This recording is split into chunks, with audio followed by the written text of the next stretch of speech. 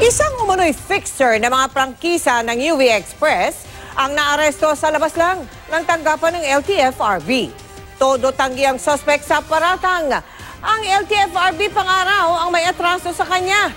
Nakatutok si Cedric Castillo.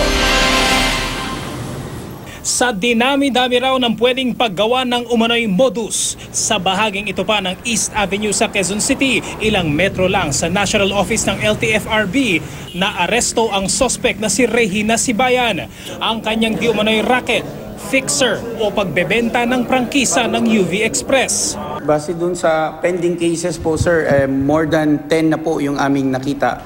Plus dun sa latest information po namin, ngayon lang nakabenta ho siya ng 10 pang franchises. Base sa investigasyon, sa halagang 180,000 pesos binibenta ng suspect ang kada CPC o Certificate of Public Convenience. Holding abeyance ang pag-i-issue ng mga prangkisa.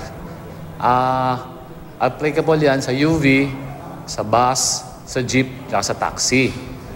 Noong pan 2003 yan or earlier na-enforce na yan. Pinagbabawal na rin po ang sale and transfer ng mga prangkisa. Itinanggi ng suspect ang paratang. Giit niya, LTFRB pa nga di umano ang may atraso sa kanya. Lampas 1.5 milyong pisong halaga raw kasi ang binayaran niya taong 2007 para sa halos 200 prangkisa na inialok di umano ng LTFRB Region 1. Ang tanong ng suspect, nasaan na raw ang kanyang pera? Walang nag-apply kahit isa doon sa open na 197. So sinabi ko, tinext ko doon sa mga clients, kung gusto nyo may open pala. Sabi ko ngayon, ma'am, sa ngayon wala kaming pera. So ako nagkautang-utang ako dahil binayaran ko ang filing fee nilang lahat. It is 1.6 million nandyan. Ngayon ko sana itatransact para mabawi ko naman yung paper ko, ay yung pera ko. Paano naman nila sasabihin na fake ang binebenta ko? Ayon sa LTFRB, tila nagpapahuli sa sariling bibig ang suspect. By her admission, she is really a fixer, but who in her right mind will buy that? Tell her, show us yung supporting documents.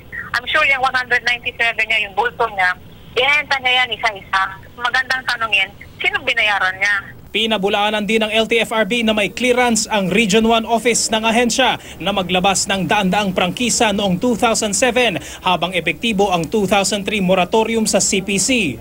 Nagretiro na raw ang regional director ng panahong iyon. For guidance ni Chairman, they are not off the hook. If nag-resign ka or nag-retire ka, wala ka ng liability. Hindi. Cedric Castillo, Nakatutok, 24 Oras.